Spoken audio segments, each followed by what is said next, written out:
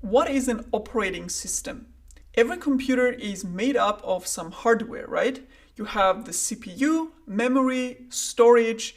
You have input and output devices such as screen, mouse, keyboard, and all the programs running on your computer need to use these hardware resources. So how do you interact with these hardware components as a computer user? For example, if you want to use a software application like Google Chrome browser on your computer, it will need to access the CPU and memory to process the data. You will want to interact with it with mouse and keyboard and display it on the screen. So how does browser application know how to take mouse and keyboard input, display information on the screen, or allocate CPU and memory to do its job? Well, it doesn't. The applications themselves do not actually know how to use hardware components and how to interact with them. You can't install Chrome directly on a hardware, because if you did, then the browser application must have the code that can talk to each and every hardware part. In the same way, every other application running on your computer will have to include some kind of code to talk to all hardware components. And that will be extremely inefficient because then every programmer for every application would need to implement all of this. So instead, these applications can all use an intermediary to talk to the hardware. And that intermediary is the computer's operating system. Operating system can interact with and control the hardware as well as interact with the applications. So it's kind of the middleman between the two. So Chrome application will request memory to save some temporary data by asking the operating system, hey, can you get me some memory from hardware? Or when you click the icon to start the application, operating system will interpret your mouse click and tell the browser application to start. Again, allocating resources like CPU and memory to it. So it's a translator between the applications that run on your computer and the hardware that your computer is made up of. Also, operating system will manage the fair usage of resources among the applications. So for example, if Chrome is using a lot of resources or too many resources, but it hasn't been active for a while, and user opens Safari, then operating system will take away the resources from Chrome and give those resources to Safari. So it has an intelligent logic to decide which application gets how many resources. And also it isolates the contents of different applications so that they don't interfere with each other's resources. Now let's see a bit closer what are the tasks of an operating system. And this can be grouped into several categories. First of all, operating system is responsible for allocating and managing the hardware resources like CPU, memory, storage, and input-output devices. So the first one is process management. That's managing the CPU resources. This is an example of activity monitor on a Mac OS that shows different processes running on a computer. You have the ScreenFlow recorder, multiple Google Chrome resources, and so on. And each has its share of CPU allocated to it. Now, what is a process? Process is a small unit that executes on a computer. New browser tab, for example, is a process. Starting IntelliJ is a process. Or opening a new terminal window is a process. Each process has its own isolated space to execute so that they won't interfere with execution of each other.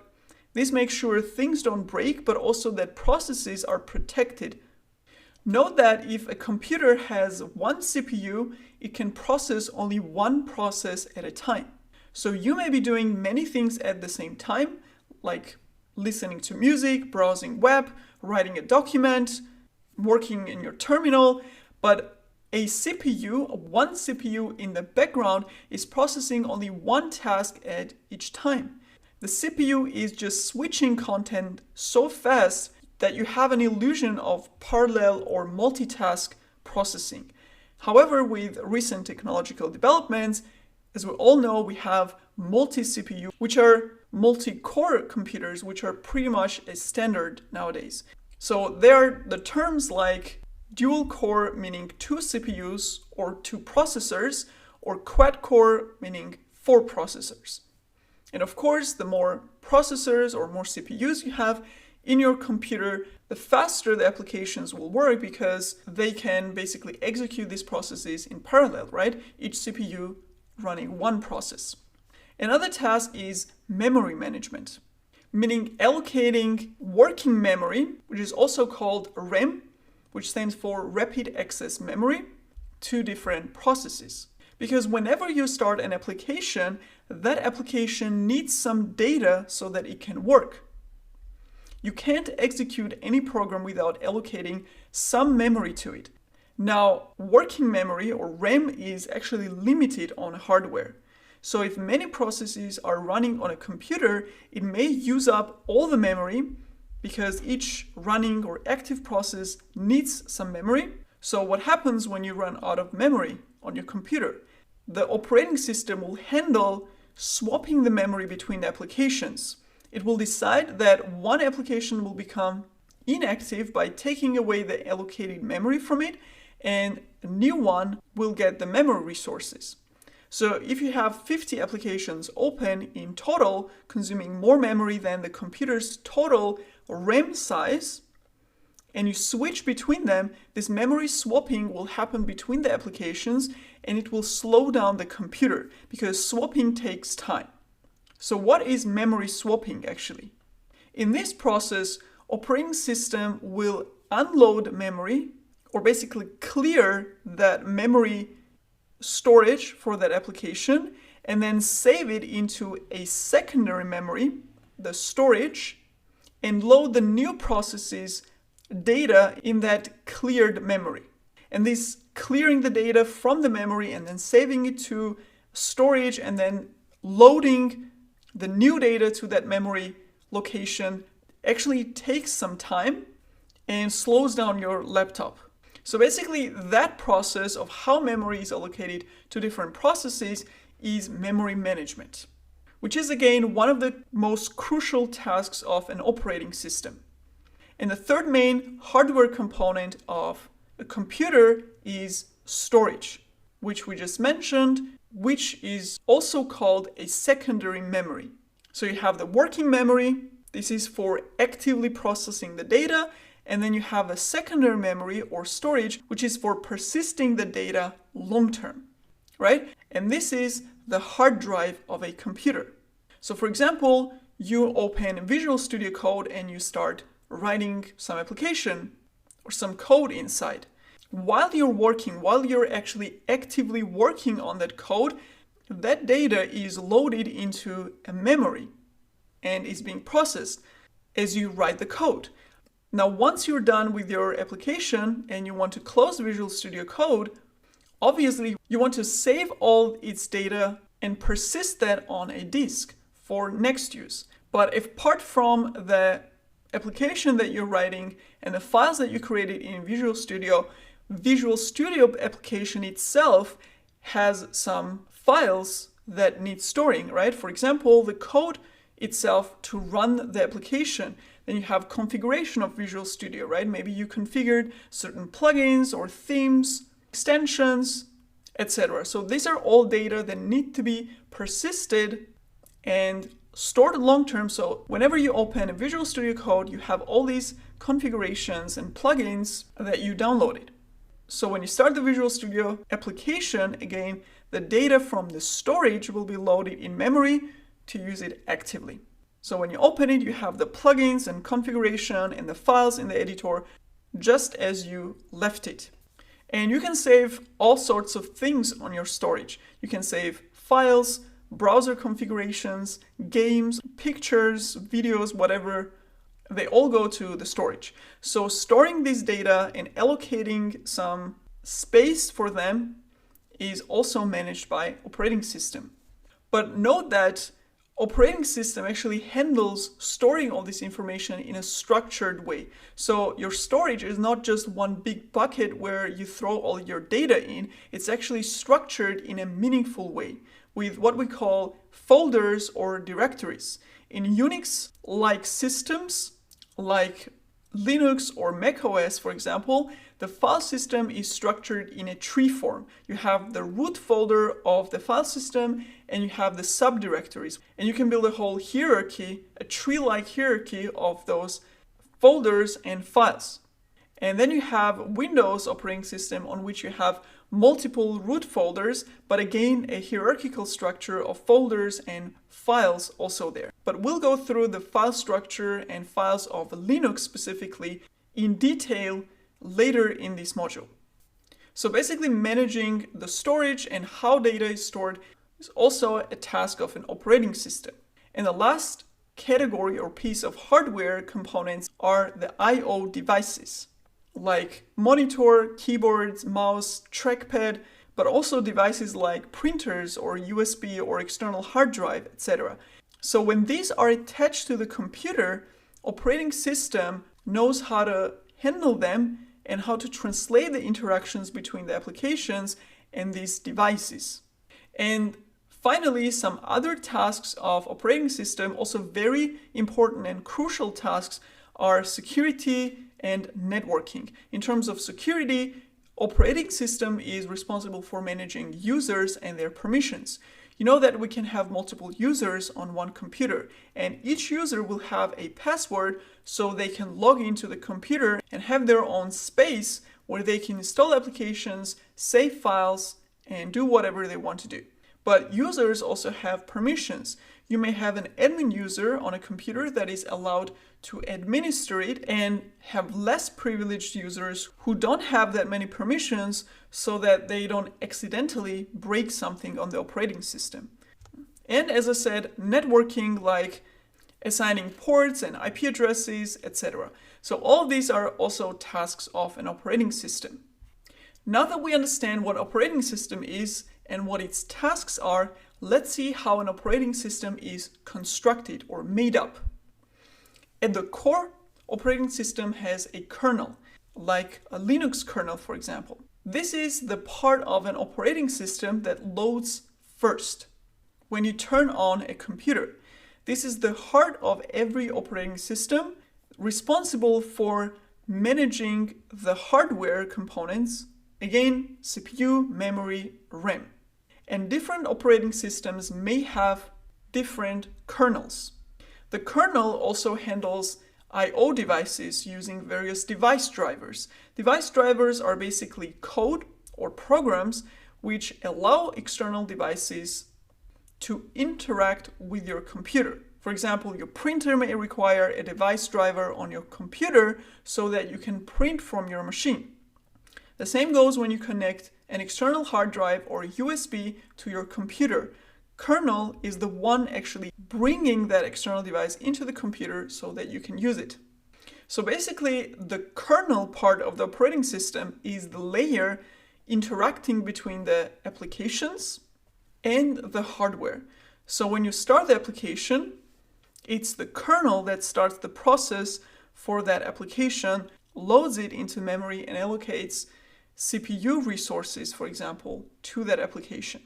And when you close the application, all resources will be cleaned up by the kernel. And kernel is basically just a program written in code which consists of device drivers and some other logic. And then there is the application layer on top of the kernel. For example, different distributions of Linux like Ubuntu, Linux Mint, CentOS, Debian, these are all different Linux distributions which have different application layers but are based on the same Linux kernel. So for example, they have different color theme, different icons, the graphical user interface looks different, and also they have different applications packaged inside the distribution, like different application manager, different programming languages, as well as different command line interface, compilers, etc. Another example of an operating system that is based on a Linux kernel is Android. And obviously, different from all the Linux distributions, Android is, first of all, running on mobile phones, right, on a different hardware, but also has a completely different application layer where applications and icons and everything is completely different. So as you see, Linux kernel is one of the most widely used ones because we have so many Linux distributions, plus we have Android, which is obviously very widely used operating system for mobile devices. On the other hand, macOS and iOS operating systems are based on a different kernel, which is called Darwin. Again, same kernel, but different user layer, right? Obviously, macOS, we know it's for personal computers, for laptops, and iOS is for mobile devices. Apart from the desktop operating systems, which are installed on your personal computer or laptop or a mobile device, you also have these server operating systems, right? Most of which are also based on Linux, but have much leaner application layer. So it's more lightweight and performant. For example, the server operating system distributions usually do not have a graphical user interface or other user applications like browsers or players, etc. You just have a command line interface to interact with the machine. So graphical user interface or command line interface of the application layer is used to interact with the kernel, which means kernel can't be accessible or can't be used without the operating system's user layer. So to see all the layers we have described with the Android's example, we have the hardware, which is the phone, which also has a CPU, memory, and storage, as well as I/O devices. Then you have the OS kernel on top of that, which is Linux. Then you have operating system application layer, which is Android. And then you have user applications on top of Android, like Android apps, for example. Now, of course, we know there are three main operating systems for computers, which are Linux, Windows, and macOS. And each operating system has many versions because they evolve over time and get better in terms of usability, security, performance, etc. So the kernel stays the same, but the application layer is being developed and improved. Also, as I mentioned, for Linux and Windows, we have server operating systems and desktop or client operating system distributions. So desktop or client operating systems power laptops or computers for personal use with a nice graphical user interface and I/O devices, and computers for running applications that public can access are powered by server operating systems, which usually have no graphical user interface or I/O devices. You just log into them with command line and administer computer, like install and configure things from the command line. So server operating systems are more lightweight and use the hardware resources more efficiently by running only the needed resources. Note that even though we have Windows server operating systems, over half of all the servers worldwide are using Linux as an operating system. And for macOS, note that originally it was called OS X, which later changed to macOS. So it's the same operating system with just a different name. So to summarize, basically, operating system is powering all the devices like servers, laptops, phones, printers. Every device that has hardware and applications on it needs this layer to be in between. So iOS, Android are operating systems. Android is based on Linux, meaning it uses Linux kernel, while iOS, like macOS, is based on a Darwin kernel. Now, one important thing to note here is that when you work on Mac or Linux, the command line interface experience, as well as some of the file structure and how the operating system works, is pretty similar, whereas Windows is completely different from the two. Now, where does that similarity actually come from between Linux and macOS? For that, let's go back in time when Unix was created. Unix was basically a code base for many operating systems back then. And even though it sounds very similar to Linux, it was created independently from Linux, before Linux actually. And it developed in many different ways, resulting in many different flavors of operating systems that were all based on Unix, meaning they all had the source code from Unix and basically just built on top of that. And one of those operating systems was macOS. So macOS kernel Darwin, which I mentioned earlier, actually includes source code of one of the Unix-based systems, making macOS one of the most popular operating systems which came out of Unix. And because many different operating systems were developed from Unix, and there were many different versions of them, to keep them compatible with one another, standards were created for programs and applications that would run on these operating systems. So basically, this standard said that if an application is supposed to run on these operating systems, it should implement these specific APIs, it should have these functions, etc., so that you could run this application on different operating system distributions that all came from Unix. And one of the most popular standards, which we still have today, is POSIX, which stands for Portable Operating System Interface. In parallel to Unix-based operating systems being developed, Linux was created by Linus Torvalds. As I said, completely independently developed, so it doesn't have any source code of Unix. However, Linux was based on the same philosophy and concepts as Unix, which means Linux is not a version of Unix, but it's rather a clone of Unix, or also, as often referred to, it's Unix-like. So that means both Linux and macOS are today POSIX compliant, since POSIX is a group of standards that determine a portable API for Unix-like operating systems, which they both are Unix-like operating systems. And that's why there are so many similarities in the way macOS and Linux work. For example, the command line interface, how applications run on them, etc. And as you know, Linux is very popular and is the mostly used operating system for servers, but also for desktop computers among IT professionals. So knowing Linux is definitely a must for a DevOps engineer, because many DevOps tasks actually involve working with servers and installing and configuring stuff on them.